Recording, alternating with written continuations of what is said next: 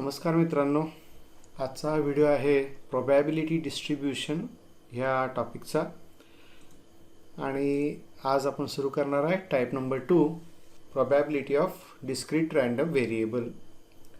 Last व्हिडिओमध्ये आपण बघितलं रँडम व्हेरिएबलचे दोन टाइप्स, डिस्क्रीट रँडम व्हेरिएबल आणि कंटिन्युअस रँडम व्हेरिएबल. स्टँडर्ड 12 मध्ये मोस्टली आपल्याला डिस्क्रीट रँडम व्हेरिएबलचा अभ्यास करायचा आहे आणि याच्यामध्ये काही सब टाइप्स आपण बघणार आहे. सब टाइप नंबर 1 आहे verification of PMF, sub type number 2 construction of PMF, sub type number 3 to find unknowns and to find CDF, sub type number 4 to find expected value and variance of a random variable. तर आजच्या व्हिडिओमध्ये आपण सब type number 1 बघणार आहे verification of PMF. ह्या टाईपमध्ये सगळ्यात पहिल्यांदा आपण PMF म्हणजे काय हे बघूया. PMF मित्रांनो हा शॉर्ट फॉर्म आहे प्रोबॅबिलिटी मास फंक्शनचा. सो हे एक प्रकारचं फंक्शन आहे. Let x be a DRV taking values x1, x2, x3 and so on up to xn if we assign a number Pi to each xi such that, म्हणजे इथे x1 ला P1, x2 ला P2, x3 ला P3 and so on xn ला Pn हे number assign केलेले आहेत. आणि नंबर कसे आहेत तर पहिली कंडिशन ह्या नंबर्सनी सॅटिस्फाय केलेली आहे, Pi greater than equal to 0 for all i equal to 1 to up to n. म्हणजे ह्या सगळ्या व्हॅल्यूज ज्या आहेत त्या एकतर 0 आहेत किंवा मग ग्रेटर दॅन 0 म्हणजे पॉझिटिव्ह आहेत. Condition number 2 summation i going from 1 to n of Pi is equal to 1. याचा अर्थ असा आहे की ह्या सगळ्या नंबर्सची जर समेशन घेतली, सम घेतली तर ती सम 1 इतकी असायला पाहिजे. आणि ह्या दोन कंडिशन्स जर हे नंबर सॅटिस्फाय करत असतील तर ज्या फंक्शनच्या माध्यमातून अशा प्रकारे नंबरचा असाइनमेंट या व्हॅल्यूजना केलेलं आहे त्या फंक्शनला म्हणायचं प्रोबॅबिलिटी मास फंक्शन. आणि नोटेशनमध्ये आपण हे असं लिहिणार P of xi equal to Pi. आणि यातलं जे P आहे ते आपलं हे फंक्शन आहे which is called probability mass function of x. पुढचा कन्सेप्ट आहे प्रोबॅबिलिटी डिस्ट्रीब्यूशन. आता मागच्या ह्या PMFच्या डेफिनेशनमध्ये आपण बघितलं की रँडम व्हेरिएबलच्या ह्या ज्या व्हॅल्यूज आहेत x1, x2, x3 and so on up to xn याला हे नंबर असाइन केलेत जे ह्या कंडिशन सॅटिस्फाय करणार आहेत. तर मग ह्या दोन सेट्सचं व्हॅल्यूजचा सेट आणि ह्या नंबर्सचा सेट ह्यांचं जर आपण एक टेबल तयार केलं तर त्या टेबलला म्हणायचं प्रोबॅबिलिटी डिस्ट्रीब्यूशन. इथं बघा कॅपिटल Xच्या म्हणजे रँडम व्हेरिएबलच्या व्हॅल्यूज पहिल्या रोमध्ये आणि दुसऱ्या रोमध्ये हे नंबर्स इथं आपण लिहिलेले आहेत. ह्या नंबर्सना म्हणायचं ह्या रँडम व्हेरिएबलच्या प्रोबॅबिलिटीज. प्रोबॅबिलिटी मास फंक्शन आणि प्रोबॅबिलिटी डिस्ट्रीब्यूशन याच्यात काहीही फरक नाही आहे, फक्त रिप्रेझेंटेशनमध्ये त्याचा फरक आहे. दोन्हीमध्ये फंक्शनमध्ये तुम्ही फॉर्म्युल्याच्या स्वरूपात प्रोबॅबिलिटी सांगितलेली आहे आणि या डिस्ट्रीब्युशनमध्ये टेबलच्या स्वरूपात प्रोबॅबिलिटी लिहिलेली आहे. या दोन्हीपैकी टेबल जास्ती सोयीचं आहे कारण प्रत्येक व्हेरिएबलची प्रोबॅबिलिटी तर सेपरेटली इमिजिएटली आपल्याला दिसू शकते.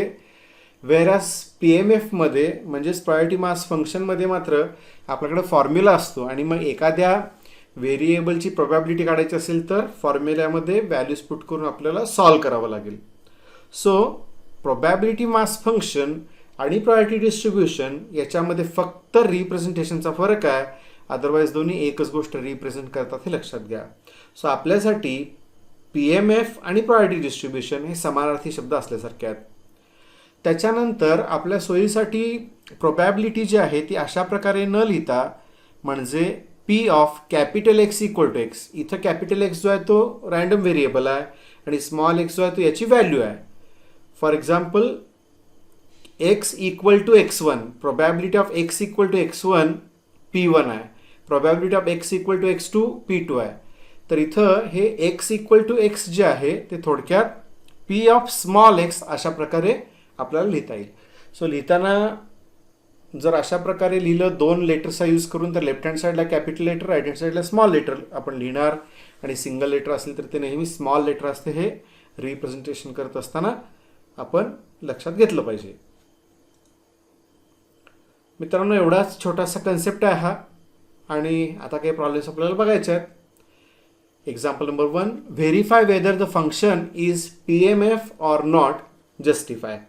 आता ह्या टाईपच्या प्रॉब्लेम्समध्ये आपल्याला एक टेबल दिलेला असेल किंवा एक फंक्शन दिलेलं असेल, आणि मग ते टेबल किंवा फंक्शन हे प्रोबॅबिलिटी मास फंक्शन, म्हणजेच वेगळ्या शब्दात प्रोबॅबिलिटी डिस्ट्रीब्युशन आहे की नाही हे आपल्याला ठरवायचं आहे. मग डेफिनेशनमध्ये बघितल्याप्रमाणे प्रोबॅबिलिटी मास फंक्शननी किंवा प्रोबॅबिलिटी डिस्ट्रीब्युशननी कुठल्या 2 कंडिशन सॅटिस्फाय करायला पाहिजेत? तर पहिली कंडिशन आहे सगळ्या probabilities greater than or equal to 0, म्हणजे 0 किंवा पॉझिटिव्ह पाहिजेत. आणि दुसरी कंडिशन आहे महत्त्वाची condition, sum of PI equal to 1, म्हणजे सगळ्या प्रोबॅबिलिटीची सम 1 असायला पाहिजे. मग हे प्रॉब्लेम्स आपण जे सोडवणार त्यावेळेला आपण ही गोष्ट लक्षात घ्यायची आहे की ह्या 2 कंडिशन्स आपल्याला सॅटिस्फाय होतात की नाहीत हे तपासून बघावं लागेल. सोपे क्वेश्चन्स असतात, परीक्षेमध्ये आले तर फक्त 2 मार्कासाठी ह्या टाईपचे प्रॉब्लेम्स येऊ शकतात. कधी कधी फक्त 1 मार्कासाठी सुद्धा अशा प्रकारचा प्रश्न येऊ शकेल. आता ह्या प्रॉब्लेममध्ये आपल्याला एक टेबल दिलेलं आहे आणि हे टेबल PMF आहे की नाही, म्हणजेच प्रोबॅबिलिटी डिस्ट्रीब्युशन आहे की नाही हे आपल्याला ठरवायचं आहे. तर मग सोल्युशनमध्ये सगळ्यात पहिला आपण काय लिहिणार? First point, by observing the given table here P of X greater than or equal to 0 for all X equal to 0, 1, 2, 3.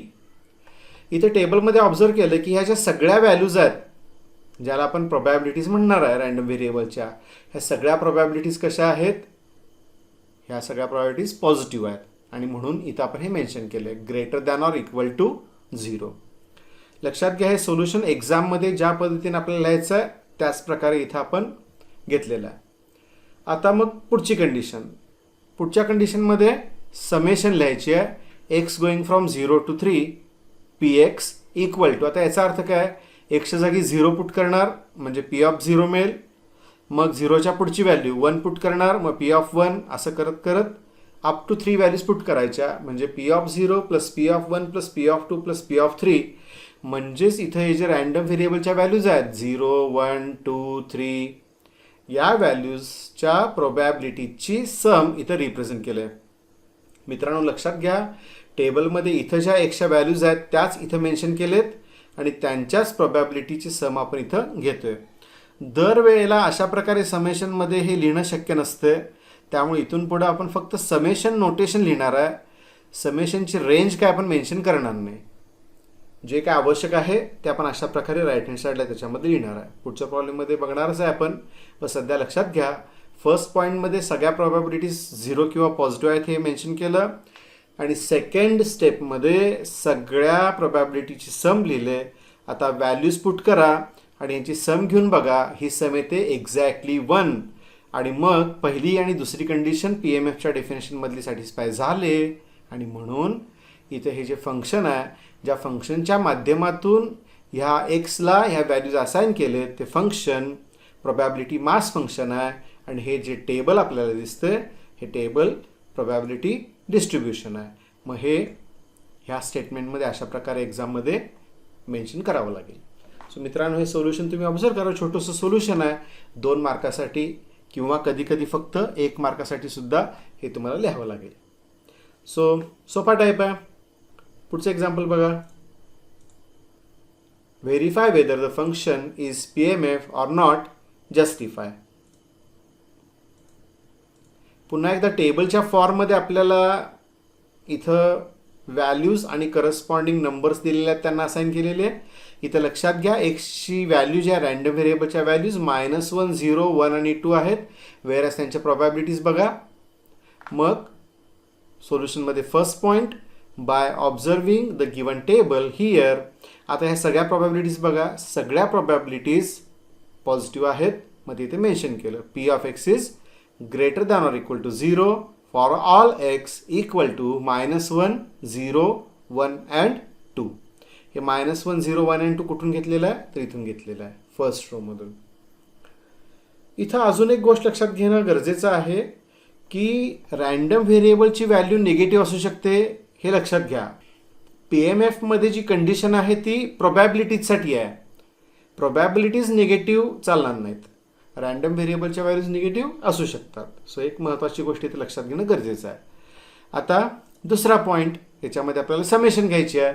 So summation PX is equal to इथं ज्या रॅन्डम व्हेरिएबलच्या व्हॅल्यूज आहेत त्यांच्या प्रोबॅबिलिटीचे सम अशा प्रकारे मेन्शन करा, टेबलमधल्या व्हॅल्यूज पुट करा आणि त्यांची सम घ्या. ह्या प्रॉब्लेममध्ये सुद्धा ही सम 1 येते आणि मग PMFच्या दोन्ही कंडिशन सॅटिस्फाय होतात. म्हणून हे टेबल प्रोबॅबिलिटी डिस्ट्रीब्युशन आहे आणि ज्या फंक्शनच्या माध्यमातून ह्या व्हॅल्यूज असाइन केल्या गेलेल्या आहेत ते प्रोबॅबिलिटी मास फंक्शन आहे. Example number 3, verify whether the function is PMF or not, justify. मित्रांनो, हे सगळे एकाच प्रकारचे एकाच टाईपचे प्रॉब्लेम्स आहेत. बघा, इथं रॅन्डम व्हेरिएबल एक्सच्या व्हॅल्यूज आहेत 2, 4, 6, 8 आणि त्याच्या करस्पॉन्डिंग असाइन केलेले नंबर्स आपल्याला दिलेले आहेत. नेहमीप्रमाणे पहिला पॉईंट, हे सगळ्या प्रोबॅबिलिटीज ऑब्झर्व केल्या आणि इथं दिसतंय की सगळ्या व्हॅल्यूज कशा आहेत, पॉझिटिव्ह. मग हे इथं मेन्शन केलं P of X is greater than or equal to 0 for all X equal to 2, 4, 6, 8. हे 2, 4, 6, 8 आलेत कुठून, पहिल्या रो मधून. Number 2, summation PX is equal to, summation PX म्हणजे काय, ह्या व्हेरिएबलच्या प्रोबॅबिलिटीची sum. So P of 2 plus P of 4 plus P of 6 plus P of 8 लिहिलं आणि मग आता त्यांच्या व्हॅल्यूज पुट केल्या आणि त्यांची सम बघितली तर ती येते 2. मित्रांनो, ही सम 2 आहे हे महत्त्वाचं नाही आहे. महत्त्वाचं आहे it is not equal to 1 आणि त्यामुळं PMFच्या डेफिनेशनमधली दुसरी कंडिशन इथं सॅटिस्फाय झालेली नाही. आपण ते मेन्शन करणार की as summation of PX is not equal to 1, given table is not a probability distribution and hence it is not a PMF. तर हे ह्याचं कम्प्लीट सोल्युशन आहे. पण इथे एक गोष्ट लक्षात घेणं गरजेचं आहे की समजा आपण हे सोल्युशन लिहित असताना पहिली स्टेप न लिहिता डायरेक्टली दुसरी स्टेप लिहिलं असतं चाललं असतं का, तर चाललं असतं. कारण ज्या अर्थी ही दुसरी कंडिशन सॅटिस्फाय होत नाही आहे आणि त्यामुळे PMF मिळणार नाही आहे, म्हणजे पहिली कंडिशन सॅटिस्फाय झाली किंवा नाही झाली यांना काही फरक पडणार नाही आहे. म्हणून हे लिहिलं नाही तरी चालू शकते. फक्त सोल्युशनचा एक आपला पॅटर्न काहीतरी फिक्स असावा म्हणून ह्या क्रमानेच नेहमी ह्या कंडिशन्स आपण चेक करणार आहे. पण जर तुम्हाला हे इमिजिएटली लक्षात आलं की तर सम जी आहे ती एकपेक्षा मोठी होणार आहे तर तुम्ही डिरेक्टली दुसरी स्टेप लिहून हे कन्क्लुजन लिहू शकता. Example number 4, verify whether the function is PMF or not, again justify. पुन्हा एक टेबल दिलेला आहे, काही प्रोबॅबिलिटीज म्हणजे नंबर्स असाइन केलेले दिलेले आहेत. इथं सुद्धा सगळे नंबर्स जर ऑब्झर्व केले तर ते पॉझिटिव्ह आहे, त्यामुळे पहिली कंडिशन सॅटिस्फाय झाली. आता दुसरी condition, summation PX is equal to P of -1 plus P of 1 plus P of 3 plus P of 5. म्हणजे इथं रॅन्डम व्हेरिएबलच्या ज्या व्हॅल्यूज आहेत त्या सगळ्या व्हॅल्यूजच्या प्रोबॅबिलिटीची सम इथं लिहिली. मग टेबलमधून व्हॅल्यूज पुट केल्या आणि यांची सम घेतली तर ती येते 1.3. लक्षात घ्या, ही सम 1.3 आहे हे महत्त्वाचं नाही आहे. महत्त्वाचं काय आहे, this sum is not equal to 1 and as summation is not equal to 1, given table is not a probability distribution and hence it is not a PMF. Example number 5, verify whether the function is a PMF or not and again justify. पुन्हा एकदा एक table दिलंय. टेबलमध्ये जर observe केलं तर इथं ह्या ज्या प्रोबॅबिलिटीज आहेत ह्या सगळ्यामध्ये ही प्रोबॅबिलिटी जी आहे ती निगेटिव्ह आहे. ह्या पॉझिटिव्ह आहेत हे मान्य आहे, पण सगळ्या पॉझिटिव्ह असायला पाहिजेत आणि ही प्रोबॅबिलिटी पॉझिटिव्ह नाही आहे. ही कोणाची प्रोबॅबिलिटी आहे, तर 1 या नंबरची प्रोबॅबिलिटी आहे.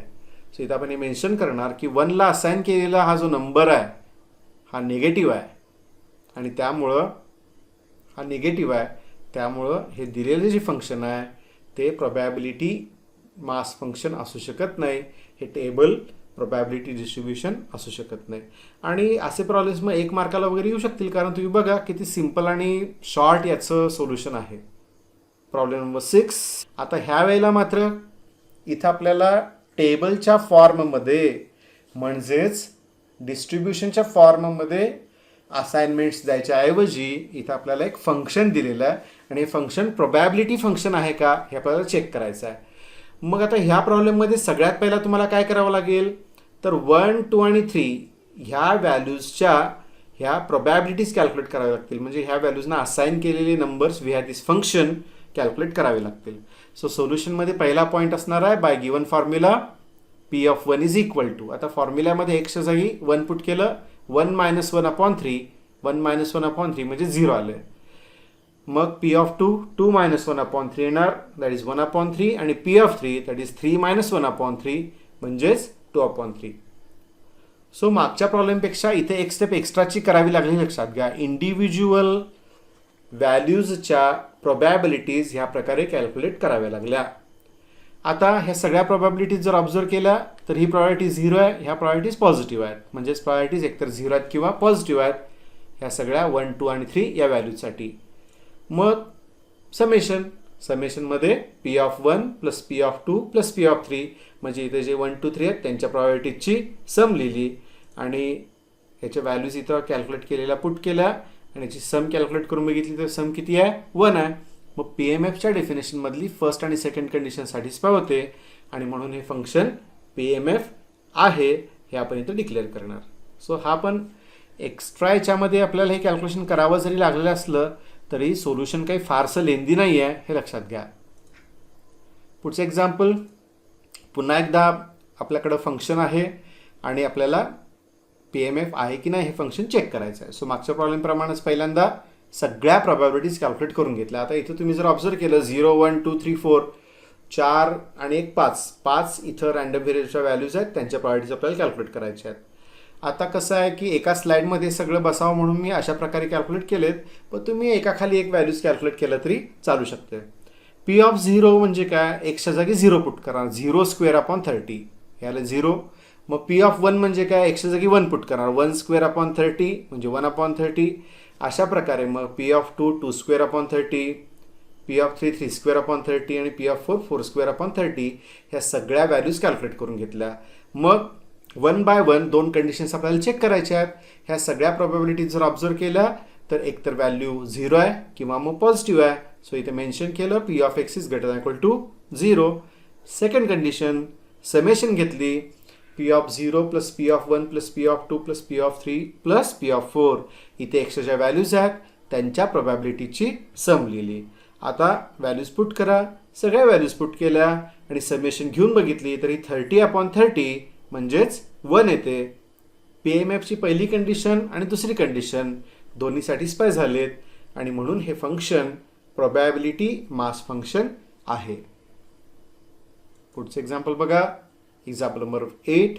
Verify whether the function is P M F or not, justify. पुन्हा एकदा सेम क्वेश्चन आहे, पुन्हा एकदा फंक्शन दिलेलं आहे. सो मागच्या प्रॉब्लेममध्ये ज्या प्रकारे प्रॉब्लेम सोडवला आहे तसंच इथं पहिल्यांदा व्हॅल्यूज कॅल्क्युलेट करणार. पण इथं झालंय काय की एक्सची व्हॅल्यू 1 पुट केल्यानंतर 1 - 2/5 म्हणजे हे -1/5 आले आणि ही प्रोबॅबिलिटी तर निगेटिव्ह आले. आता ही प्रोबॅबिलिटी निगेटिव्ह आल्यानंतर बाकीच्या प्रोबॅबिलिटीज पॉझिटिव्ह जरी आल्या तरी हे पी एम एफ होऊ शकणार नाही आहे आणि त्यामुळे बाकी आणखीन काहीही डिस्क्रिप्शन इथे लिहायची गरज नाही, आणखीन कुठल्याही व्हॅल्यूज कॅल्क्युलेट करायची गरज नाही. कारण इमिजिएटली ही व्हॅल्यू बघितल्या हे कळालं की एक प्रोबॅबिलिटी निगेटिव्ह आहे. प्रोबॅबिलिटीच्या डेफिनेशननुसार प्रोबॅबिलिटीज कधी निगेटिव्ह असत नाही. सो अशा प्रकारचा नंबर आपल्याला असाइन करता येणार नाही आणि म्हणून हे जे फंक्शन आहे ज्याच्यामध्ये पी ऑफ 1 लेस दॅन 0 आहे म्हणजेच निगेटिव्ह आहे, हे फंक्शन प्रोबॅबिलिटी मास फंक्शन नाही आहे.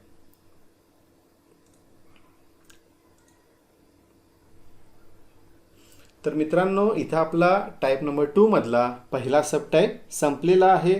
तुम्ही बघितलं की खूप सोपा सबटाईप होता हा. याच्यामध्ये आपल्याला verification of P M F करायचं होतं. पुढच्या व्हिडिओमध्ये आपण बघणार आहे सबटाईप नंबर 2, ज्याच्यामध्ये आपण पी एम एफ तयार कसा करायचा हे बघणार आहे. थँक्यू.